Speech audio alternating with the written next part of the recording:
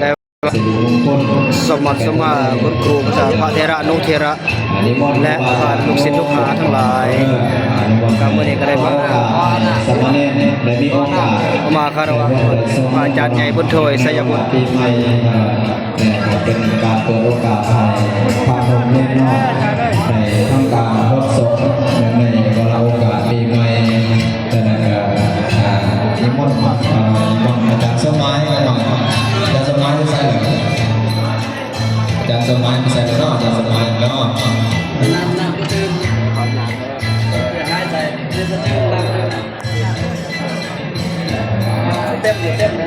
เอานำเอากระพุ้งนำเอามาตรงเอานำมาเรื่องนำดีอาจารย์ใหญ่มันเต็มกันเต็มโอเต็มโอสมณีบรรยากาศดีเลยพอหอดบรรยากาศดีพอหอดขนมเต็มสลา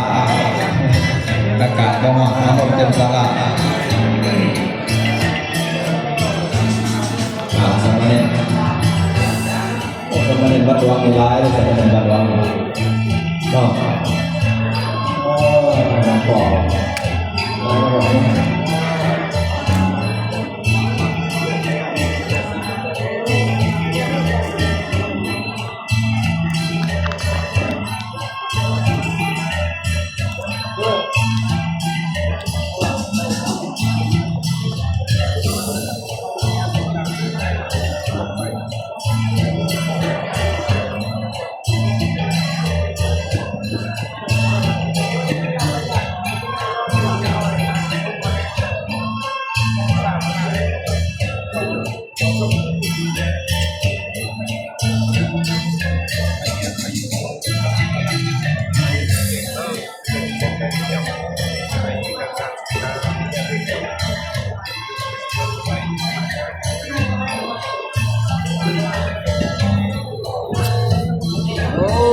ใช้ YouTube บ่ได้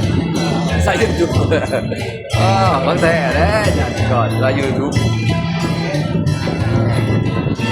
ไอ้มันรู้เรื่องว่า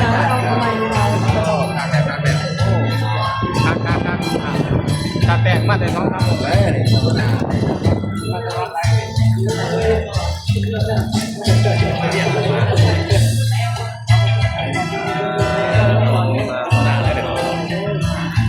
ครับโท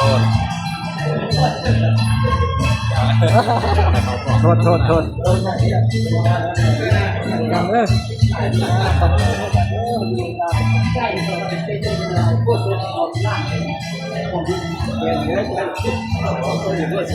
ต้องการร้าย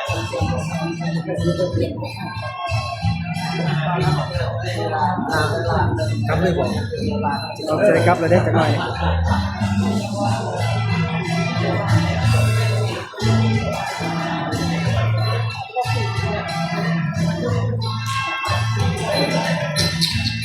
โดยสำหรับ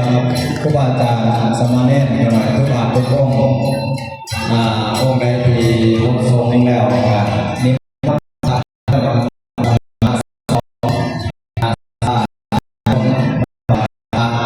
เป็นศรัทธาร่วมเป็นศรัทธาร่วมนำปานะสมาธิของเจ้าภาพจะศรัทธาที่มาก่อนทรงในวันนี้ดังนั้นครูบาอาจารย์ที่ทรงแล้วก็นิมนต์มาเอานำปานะทางคณะกรรมการจะศรัทธาเป็นไหวให้ห้องที่โดนก่อนเป็นปานะมีทางคอยไหวเป็นคือทางเป็นผู้พิจารณาเอา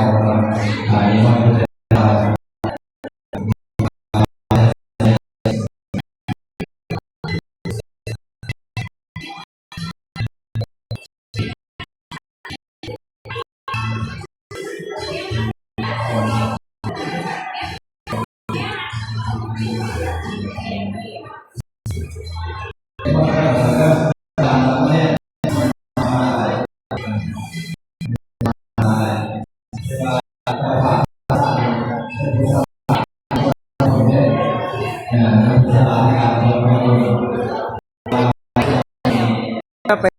ไป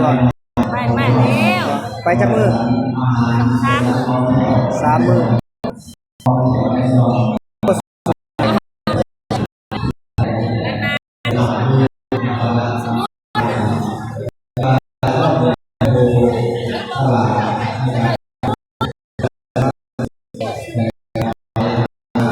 เอาสุดได้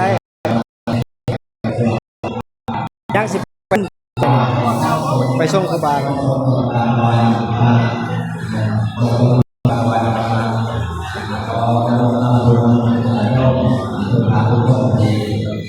แถวนี้ก็เป็นทางเจ้าภาพเจ้าสถานน้ำหวาน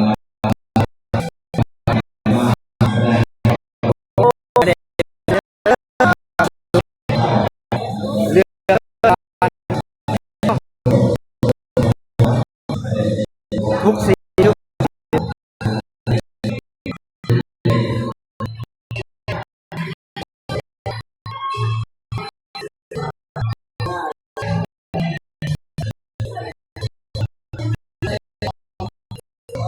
ข้างหน้า